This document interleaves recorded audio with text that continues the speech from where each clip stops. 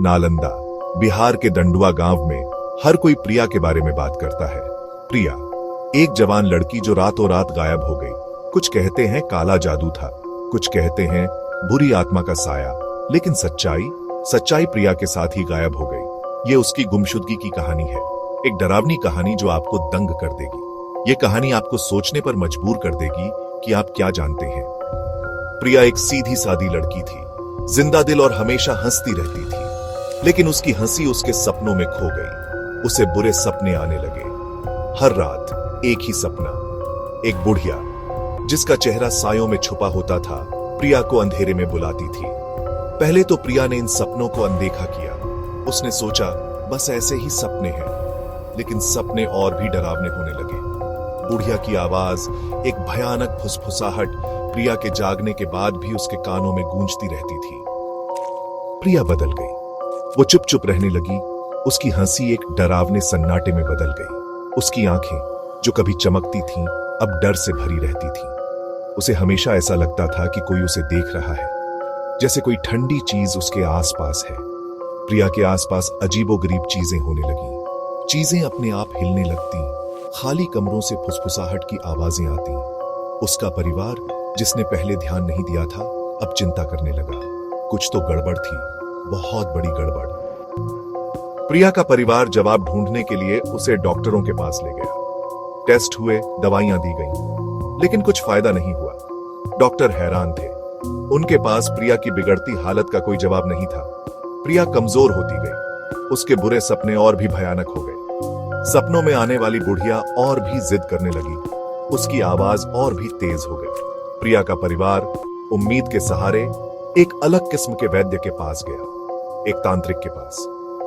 तांत्रिक, जिससे लोग डरते भी थे और मानते भी थे, उसने प्रिया की कहानी ध्यान से सुनी। उसने प्रिया को डरावनी नजरों से देखा।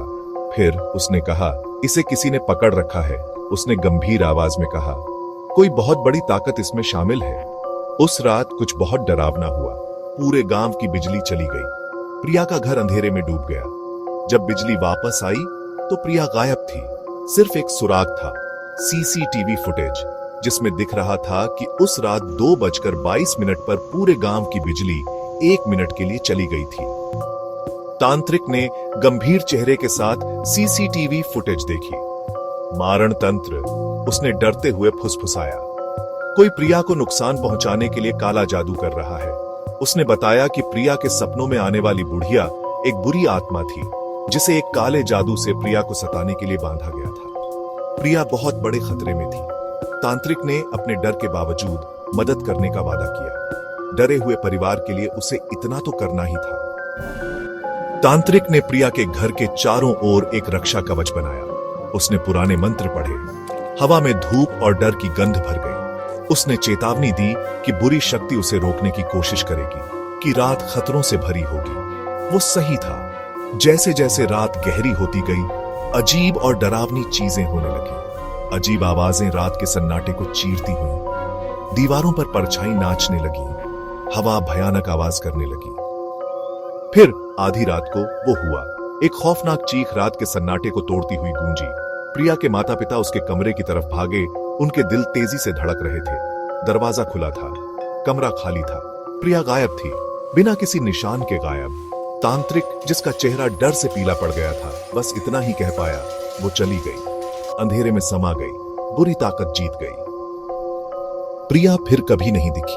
पुलिस ने जांच की, लेकिन उन्हें कुछ नहीं मिला। गांव वालों ने काले जादू के बारे में, सपनों में आने वाली बुढ़िया के बारे में बातें की। प्रिया का घर अब खाली पड़ा है, उस अंधेरे की निशानी जो उसे ले गया। लेकिन कुछ रातों में गांव वाले कहते हैं, आपको घर के अंदर से एक धीमी आवाज सुनाई देती है। उस लड़की की याद दिलाती एक भयानक आवाज जो गायब हो गई, और उस रहस्य की जो अनसुलझा रह गया।